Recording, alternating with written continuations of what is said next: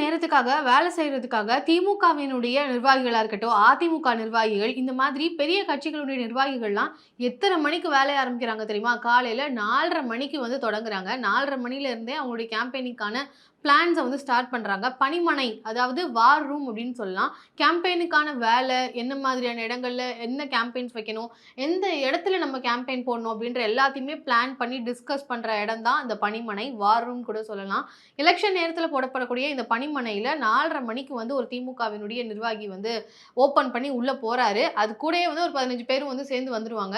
அதுக்கு கொஞ்ச நேரத்திலேயே. அதுக்கப்புறமா அந்த தொகுதியினுடைய வேட்பாளர் காலையில 5 மணில இருந்து 8 மணி வரைக்கும் மக்களை போய் சந்திக்கிறாங்க. 8 மணிக்கு அப்புறமா பிரேக்ஃபாஸ்ட், காஃபி அந்த மாதிரி விஷயங்கள பிஸி ஆறாங்க.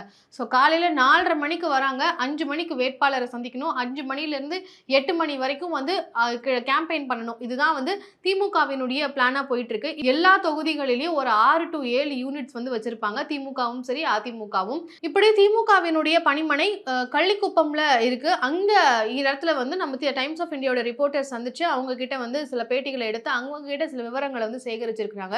ஸோ இவங்க இந்த ஒரு இடம் அப்படின்னு பார்த்தீங்கன்னா வெறும் 400 to 500 ஸ்கொயர் ஃபீட் அந்த ஸ்பேஸ் தான். அங்கே தான் கேண்டிடேட்ல இருந்து எல்லாரும் உட்காந்து எந்த இடத்துல டிஸ்கஸ் பண்ணணும், எங்க நம்ம போய் வந்து கேம்பெயின் பண்ணணும், எந்த மக்களை சந்திக்கணும் அப்படின்ற எல்லா விவரங்களையும் டிஸ்கஸ் பண்ற இடமா இந்த பணிமனை அப்படின்றது இருக்கு. ஸோ இது வந்து திமுகவினுடைய பிளான் அப்படின்னு போயிட்டு இருந்துச்சுன்னா, அதிமுகவும் இதே மாதிரியான ஒரு ஸ்ட்ராட்டஜியில இதே மாதிரியான ஒர்க்கை தான் கையாண்டுட்டு இருக்கிறாங்க.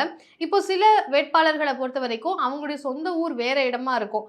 இப்போ அரவைக்குறிச்சியில இருந்து இங்க வந்து போட்டி போடுறாங்க, சென்னையில போட்டி போடுறாங்க அப்படின்னா அவங்களுக்கு இந்த பணிமனையை பொறுத்த வரைக்கும் டபுளா மாறிடும். அதாவது ஒர்க்கிங் ஸ்பேஸும் அவங்களுக்கு அங்கதான், பெட்டு எல்லாம் போட்டு அவங்களுக்கான ஸ்டே பண்ற இடமா மாறி அங்கேயே வந்து அவங்களுடைய ஒர்க்கையும் வந்து கேரி பண்ணுவாங்க. இவ்வளவு ஏன் அந்த பணிமனையில உட்கார்ந்துதான் எதிர்கட்சியினர் வந்து என்ன பண்ணிட்டு இருக்காங்க, எதிர்கட்சியோட வேட்பாளர் என்ன பண்ணிட்டு இருக்கிறாரு, யார மீட் பண்றாரு அப்படின்னு எல்லா விஷயங்களையும் அவங்களையும் மானிட்டர் பண்ணி அவங்களையும் ட்ராக் பண்ற வேலைகளும் இந்த பணிமனையில இருந்து தான் நடக்கும். இப்போ உதாரணத்துக்கு பாத்தீங்கன்னா அருப்புக்கோட்டையில இருந்து மதிவாணன் திமுகவினுடைய ரெப்ரசன்டேட்டிவ் ராயபுரத்துல வந்து போட்டி போடுறாரு. அவருடைய பணிமனையில அவர் கூட 20 பேர் தங்குறோம் அப்படின்ற மாதிரி சொல்லிடுவாங்க. இப்போ எலெக்ஷனுடைய போலிங் வரைக்கும் அவங்க அங்கதான் தங்குவோம் அப்படின்றத முன்னாடியே பார்ட்டி கிட்ட ரெப்ரசென்ட் பண்ணி அவங்க கிட்ட சொல்லிடுவாங்க. அந்த பார்ட்டி வந்து அவங்களுக்கான தங்குறது, சாப்பாடு எல்லாத்தையுமே வந்து பொறுப்பெடுத்துப்பாங்க. ஸோ அந்த 20 பேருக்கும் அவருக்கும் சேர்த்து அங்க ஃபுல் 24/7 கேம்பெயினுக்கான ஒரு திட்டம் கேம்பெயினிங்காவே வந்து போயிட்டு இருக்கும்.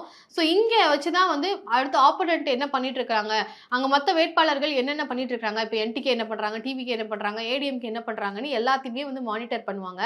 இப்போ விஜய் வந்து பெரம்பூர்ல வந்து கோலம்லாம் வந்து போட்டு மக்கள் கிட்ட பிரச்சாரம் பண்ணாரு, வீடு வீடா போனாரு. இப்போ இங்க இருக்கக்கூடிய திமுக வேட்பாளர் வந்து என்ன பண்ணுவாரு, ஆர்டி சேகர் கிட்ட வந்து அங்க ஒரு கேம்பெயினிங் பூத் இருக்கும். அந்த கேம்பெயினிங் இதுல இருந்து அவங்க வந்து விஜய் என்ன பண்ணிட்டு இருக்காரு, யாரை சந்திக்கிறாரு அப்படின்றத ட்ராக் பண்ணிட்டே இருப்பாங்க. ஸோ இப்போ அவர் கோலம் போடுறாருன்னா எந்த வீட்டு வாசல்ல கோலம் போட்டாரு, யார் வீட்டுக்கு போனாருன்றது வரைக்கும் அங்கே வச்சு ட்ராக் பண்ணி அவங்க வீட்டுக்கு அடுத்ததாக திமுகவிலேருந்து போவாங்க. இப்படி கவுண்டர் கொடுக்கறதுக்காகவே இப்போ விஜய் அங்கே போயிட்டு எனக்கு ஓட்டு போடுங்க அப்படின்னு சொல்லியிருப்பாரு இல்லையா, அடுத்ததாக திமுகவிலேருந்து போய் எங்களுக்கு ஓட்டு போடுங்க, நாங்கள் எல்லாமே செய்வோம், இதெல்லாம் நாங்கள் பண்ணியிருக்கோம் அப்படின்னு சொல்லி அவங்க கவுண்டருக்காக அங்கே போய் கேம்பெயின் பண்ணுவாங்க. இது திமுக மட்டும் பண்ண மாட்டாங்க, இது தாவேக்காவிலையும் நடக்கும், அதே மாதிரி அதிமுகவிலையும் நடக்கும். எல்லா இடங்கள்லையும் இந்த மாதிரியான ஒரு கூட்டம், இந்த மாதிரியான ஒரு சிஸ்டம் அப்படின்றது இருந்துதான் செய்யுது. ஸோ இது வந்து முன்னாடி வரைக்கும் திமுகவில் வந்து கிடையாது. இப்போதான் வந்து இந்த மாதிரி ட்ராக்கிங் பண்றதெல்லாம் ஆரம்பிச்சிருக்காங்க. எதிர்கட்சியுடைய வேட்பாளர் என்ன பண்ணிட்டு இருக்காரு, டிவிகேவியும் ரொம்ப ஆக்டிவான வார் ரூம்ஸ் வந்து இருக்கு. டிவிகேவில் வந்து பாத்தீங்கன்னா வில்லிவாக்கம்ல வார் ரூம் இருக்கு. வில்லிவாக்கம்ல யார் போட்டி போடுறாருன்னா ஆதவ் அர்ஜுனா அவர்கள். இப்போ ஆதவ் அர்ஜுனா அவர்களுக்கு ரைவல்ரியா அங்க இருக்கிறது கார்த்திக் மோகன், திமுகவினுடைய வேட்பாளர். ஸோ இங்க வில்லிவாக்கம்ல ரொம்ப ஆக்டிவா இருக்கக்கூடிய அந்த வார் ரூம்ல ஒரு டிவி இருக்கும். அந்த டிவியில வந்து ஆதவ் அர்ஜுனா அவர்களுடைய அந்த தொகுதியில கார்த்திக் மோகன் வந்து என்ன பண்ணிட்டு இருக்காரு, எந்த வீட்டுக்கு போறாரு, யாரை சந்திக்கிறாரு, அவருடைய கேம்பெயின் எங்கெங்க போயிட்டு இருக்கு, இந்த விவரங்கள் எல்லாத்தையும் அங்க லைவ் ட்ராக்கிங் வந்து பண்ணிக்கிட்டே இருப்பாங்க. ஸோ இந்த ட்ராக்கிங்கை வந்து மையப்படுத்தி தான் வந்து அடுத்ததா ஆதவ் அர்ஜுனா அவர்களுடைய மூவ் இருக்கும். ஸோ இப்போ கார்த்திக் மோகன் எங்கெங்க போறாரு அப்படின்றத பார்த்துட்டு இருப்பாங்க. இதுக்காகவே திமுக தரப்புல இருந்து புதுசா இப்போ பூத் லெவல் ஏஜென்ட்ஸா இருக்கட்டும், பூத் லெவல் கேம்பெயின் பண்றதுக்காக அந்த booth level agents, BLO, booth level organisations எல்லாம் வந்து இருக்கும். இப்போ புதுசா வந்து ஒன்று கொண்டு வந்திருக்காங்க, என்னன்னா BYA பூத் யூத் ஏஜென்ட் அப்படின்னு ஒன்று திமுக வந்து அறிமுகப்படுத்துறாங்க. இவங்களுடைய வேலை என்னன்னு பார்த்தீங்கன்னா ஆப்போசிஷன்ல இருக்கக்கூடிய அந்த வேட்பாளர் என்ன பண்றாருன்னு ட்ராக் பண்றது தான் இந்த பூத் யூத் ஏஜென்ட்ஸ் பண்ணக்கூடிய வேலை. வில்லிவாக்கத்துடைய டிஎம்கே ஏரியா செக்ரட்டரி என்ன சொல்றாருன்னா, எப்படி ஆதவ் அர்ஜுனாவோட வில்லிவாக்கம் அந்த வார் ரூம்ல இருந்து இந்த கார்த்திக் மோகன் என்ன பண்றாருன்னு ட்ராக் பண்றாங்களோ, திமுகவோட ஏரியா செக்ரட்டரி கேபி ஜெயின் வந்து என்ன சொல்றாங்கன்னா, நாங்களும் வந்து வீடியோகிராஃபர்ஸ்ல இருந்து எல்லாரையுமே டோர் டு டோர் வந்து மக்களை சந்திப்போம், அங்க வாக்காளர்கள் கிட்ட கூட எங்க கட்சிக்கு பேக்கப் பண்ணி இன்டர்வியூஸ் கூட எடுப்போம், இந்த மாதிரி பல விஷயங்கள் நாங்களும் பண்றோம். அதுதான் இந்த பூத் யூத் ஏஜென்ட்ஸ் உடைய வேலையாகவும் இருக்கு. ஸோ இங்க வந்து வாலண்டியர்ஸ் வந்து வச்சிருப்பாங்க திமுக தரப்புல இருந்து. இப்போ ஆதவ் அர்ஜுனா வந்து வில்லிவாக்கம்ல ஒரு தொகுதியில போய் வந்து ஒரு இடத்துல ஒரு வீட்டுல போய் வந்து பேசுறாரு அப்படின்னா அது என்ன வீடு எல்லாத்தையும் நோட் பண்ணி வச்சுட்டு அந்த இடத்துல வாலண்டியர்ஸ் வந்து போய் அந்த வீட்டுக்கு கவுண்டரா வந்து கேம்பெயின் பண்ணணும் அப்படின்ற மாதிரி பிளான் பண்ணிருக்காங்க அப்படின்றத திமுகவினுடைய area secretary, Villivakkam area secretary தெரிவிச்சிருக்கிறாரு. ஸோ இங்க வந்து தாவேகா இதை எப்படி அந்த வாலண்டியர்ஸ் பண்றாங்கன்னா, 50 மக்களுக்கு இப்போ 50 வாக்காளர்களுக்கு ஒரு வாலண்டியர் அப்படின்ற மாதிரி போட்டு அந்த 50 மக்களையும் கண்காணிக்கிற ஒரு வேலை வந்து அந்த ஒரு வாலண்டியருக்கு இருக்கும். அந்த 50 மக்களுடைய வீட்டுல யாருக்காச்சும் இப்போ கார்த்திக் மோகன் போய் சந்திக்கிறாருன்னா டிவிகே வந்து அதை நோட் பண்ணி அடுத்ததா இவங்களும் போய் அங்க கேம்பெயினிங் வந்து பண்ணுவாங்க.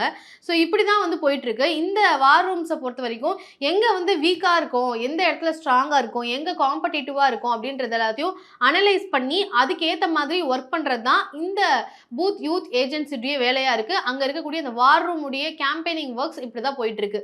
என்டிகேவை பொறுத்த வரைக்கும் அவங்க எல்லாருமே வந்து குரூப்பா இப்போ அவங்க கேம்பெயினிங்கை முடிச்சுட்டு வந்து அவங்களுடைய பார்ட்டி ஆஃபீஸ்ல சந்திக்கிறதா தான் வழக்கமா வச்சிருக்காங்க. அதிமுக பொறுத்த வரைக்கும் இந்த மாதிரி வார் ரூம் அப்படின்ற அந்த ஒரு பேச்சு அப்படின்றது கொஞ்சம் குறைவாகத்தான் இருக்கு. அவங்க அங்க இருக்கக்கூடிய அதிமுகவினுடைய எம் வினோத் ஸ்டூடெண்ட் விங்ஸ் மெம்பரா வந்து இருந்தவர் என்ன சொல்றாங்கன்னா, ஒவ்வொரு நாளுக்கும் என்ன மாதிரியான வளர்ச்சி இருக்கு, எப்படி வீடு வீடா போய் மக்களை வந்து கேம்பெயின் பண்றது, மக்களை எப்படி சந்திக்கிறது, கிராஸ் ரூட் லெவல்ல நம்ம எப்படி ரீச் பண்றோம், அதுல நம்ம எப்படி ப்ராக்ரஸ் கொண்டு வரலான்றது தான் அதிமுகவினுடைய பிளானா இருந்துட்டு இருக்கு. திமுகவும் சரி அதிமுகவும் சரி ட்ரெடிஷ்னலா பண்ணிட்டு இருக்கக்கூடிய இந்த பணிமனை அப்படின்ற அந்த ஒரு விஷயத்தை வச்சுதான் அவங்க வந்து இப்போ இந்த வார் ரூம் செட்டப்ல அந்த கேம்பெயினிங் பண்ணிட்டு இருக்காங்க. அந்த 400ல இருந்து 600 ஸ்கொயர் ஃபீட் இருக்கக்கூடிய ஏரியாவை நம்பித்தான் நீங்க அங்க அவ்வளவு கேம்பெயின்ஸ் வந்து போய்கிட்டு இருக்கு.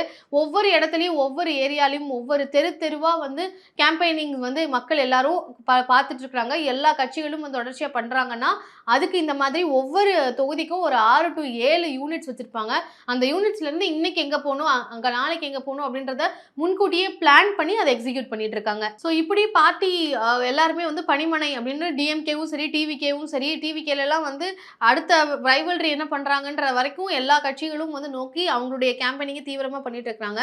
ஸோ எங்க நீங்க இப்போ கேம்பெயினிங் வந்து எல்லாருமே பார்த்துட்டு இருப்போம். ஏதாவது ஒரு வகையில மைக்ல சொல்லிட்டே போறதா இருக்கட்டும், இல்ல அந்த ஆட்களே வர்றதா இருக்கட்டும், ட்ரம்ஸ் அடிச்சுட்டு வர்றாங்க, இந்த மாதிரி பல வகையில கேம்பெயினிங் பண்றாங்க. வேட்பாளர் வந்து மக்களை சந்திக்கிறதுக்காக ரேலியா வராங்க. இப்படி பல விஷயங்களை பார்த்துட்டு இருக்கீங்க.